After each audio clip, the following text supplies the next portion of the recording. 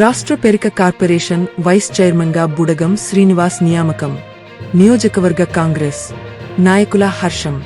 భద్రాచలం తెలంగాణ రాష్ట్ర ప్రభుత్వం వివిధ కార్పొరేషన్లలో ఖాళీ ఉన్న పదవులను భర్తీ చేస్తూ 18 కార్పొరేషన్ చైర్మన్లు, 11 వైస్ చైర్మన్ల నియామకాలకు సంబంధించి ప్రభుత్వ ఉత్తర్వులు జియో బుధవారం విడుదల చేసింది. ఈ క్రమంలో భద్రాచలం పట్టణానికి చెందిన సీనియర్ కాంగ్రెస్ పార్టీ నాయకుడు, టీపీసీసీ సభ్యుడు బుడగం శ్రీనివాస్ని తెలంగాణ రాష్ట్ర పెరిక కార్పొరేషన్ వైస్ చైర్మన్గా నియమించడం జరిగింది.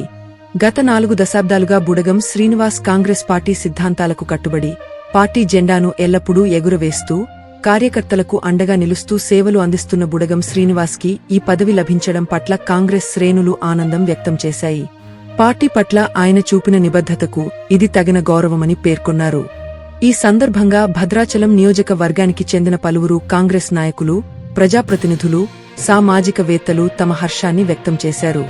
ముఖ్యంగా మండల కాంగ్రెస్ పార్టీ అధ్యక్షుడు, జిల్లా అధికార ప్రతినిధి సరేళ్ల నరేష్, బ్లాక్ కాంగ్రెస్ అధ్యక్షుడు బలుసు నాగ సతీష్, మండల ముఖ్య కార్యదర్శి దొడిపట్ల కోటేష్, జిల్లా ఎస్సీ సెల్ అధ్యక్షుడు చింతరేల రవికుమార్, వార్డు సభ్యులు బొంత రమణ, నిట్టారాజు, ఎన్ఎస్యుఐ అధ్యక్షుడు సరేళ్ల వెంకటేష్, కాంగ్రెస్ అధ్యక్షుడు ఎడారి ప్రదీప్ తదితరులు శుభాకాంక్షలు తెలిపారు.